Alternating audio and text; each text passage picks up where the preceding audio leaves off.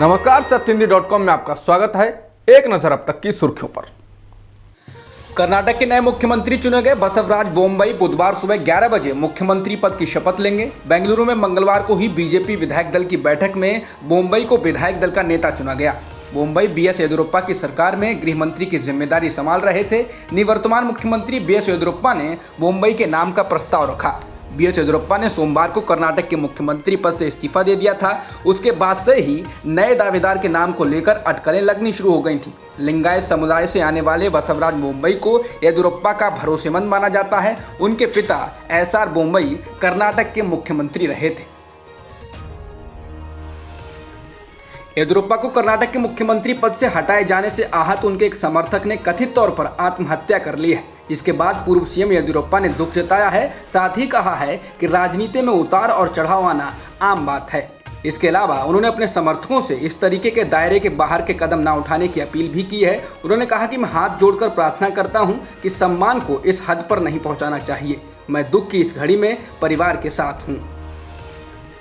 कांग्रेस नेता राहुल गांधी के नेतृत्व में विपक्षी दल आज पेगासस स्पाईवेयर से कथित जासूसी के मामले को लेकर लोकसभा में स्थगन प्रस्ताव ला सकता है। समझा जाता है कि इस मामले में राहुल गांधी के नेतृत्व में मंगलवार को ही विपक्षी दलों की बैठक में विचार विमर्श किया गया है।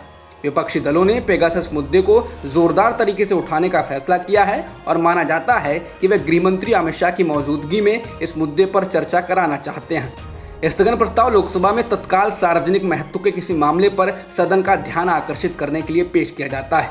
इसे एक असाधारण उपाय के रूप में माना जाता है क्योंकि ये सदन के सामान्य कार्य को बाधित करता है। इस प्रस्ताव पर चर्चा कम से कम 2.5 घंटे तक चलनी चाहिए। भारतीय अर्थव्यवस्था के बदतर होने की आशंकाओं के बीच आईएमएफ यानी अंतर्राष्ट्रीय मुद्रा कोष ने भारत की अनुमानित विकास दर में कटौती की है। दुनिया की अर्थव्यवस्थाओं पर नजर रखने वाली इस अंतर्राष्ट्रीय संस्था ने कहा है कि वित्तीय वर्ष 2021-22 में भारत की विकास दर 9.5% होगी।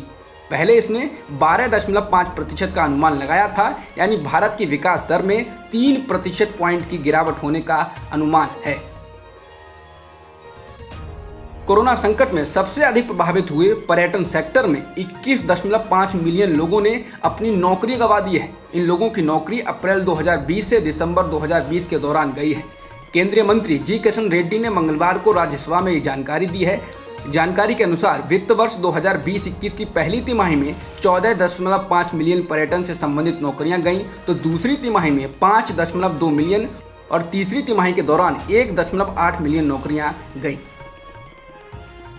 देश में लगातार बंद हो रहे इंजीनियरिंग कॉलेजों के साथ साथ संस्थानों में इनकी सीटों की कुल संख्या भी एक दशक में सबसे कम हो गई है। All India technical education council यानी AICTE के लेटेस्ट डाटा के अनुसार अंडर ग्रेजुएट, पोस्ट ग्रेजुएट और डिप्लोमा स्तर पर इंजीनियरिंग सीटों की संख्या घटकर 23.28 लाख रह गई है, जो 10 वर्षों में सबसे कम है। संस्थान बंद होने और प्रवेश क्षमता में कमी के कारण हुई इस वर्ष सीटों में कमी 1.46 लाख आंकी गई है। बता दें 2015-16 से हर साल कम से कम 50 इंजीनियरिंग संस्थान भी बंद हो रहे हैं। वहीं इस साल 63 इंजीनियरिंग इंस्टीट्यूट को बंद करने के लिए AICTE की मंजूरी मिल चुकी है। राजस्थान में भी कांग्रेस आलाकमान झगड़े को सुलझाने की कोशिश में जुटा हुआ है। इसी क्रम में पूर्व उप मुख्यमंत्री सचिन पायलट ने दिल्ली में अजय माकन से मुलाकात की, जिसके बाद माकन जयपुर पहुंच गए हैं। कहा जा रहा है कि अगले 2 दिन तक अजय माकन पार्टी के विधायकों और अन्य निर्दलीय विधायकों से बातचीत करेंगे। बता दें पायलट गुट की मांग है कि जल्द ही कैबिनेट विस्तार होना चाहिए और उनके लोगों को भी उसमें शामिल किया जाए। हालांकि गहलोत इसके पक्ष में नजर नहीं आ रहे हैं।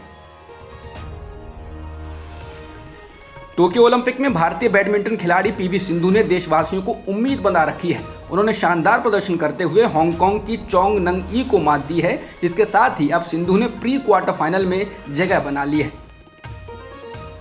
टोक्यो ओलंपिक में ब्रिटेन की महिला हॉकी टीम ने भारतीय महिला हॉकी टीम को 4-1 से शिकस्त दी है।